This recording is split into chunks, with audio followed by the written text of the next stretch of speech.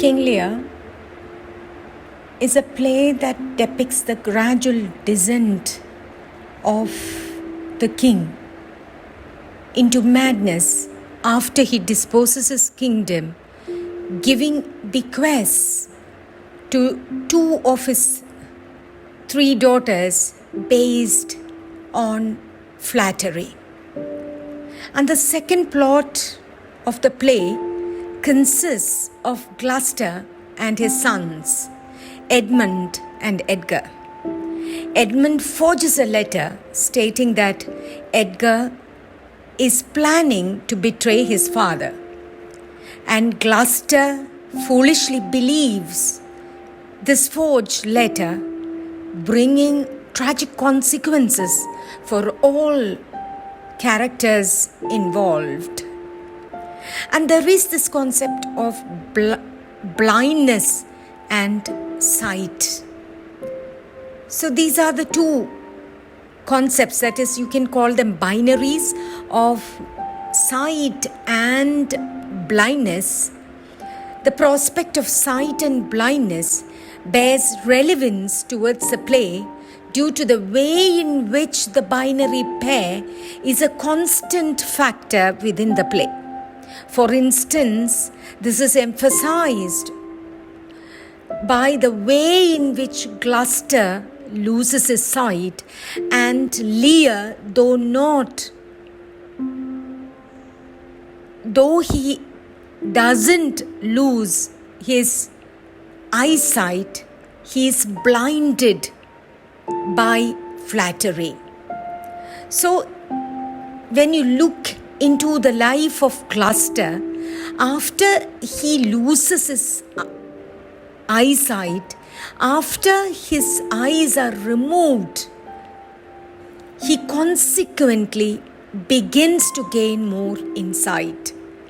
This brings more complexity to the play and questions the position of authority and age, since Gloucester clearly presents the notion of blindness to Edmund's intention, but ironically, he gains more insight after he loses his eyesight, as he is shown to recognize the king.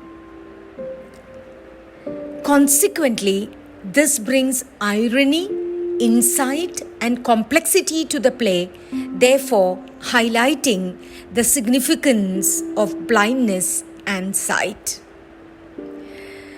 So there are more complexities that we encounter as we progress from the first act to the second act. And as a reader or as a person who listens to the play, or if you are unfolding yourself to the play, you see words versus action. Words and actions bring irony, complexity, and insight to the play. This is through the statements made by characters that conflict or that raises conflicts with their actions. For instance, within the play, Lear states that he feels sorry for banishing Cordelia. However, he does not do this in person, as his actions lead to her absence from his kingdom. As a result, this shows the clear distinction between the two, as although his words had stated, "I loved her most," I quote, Act 1, Scene 1, and saying he loved her,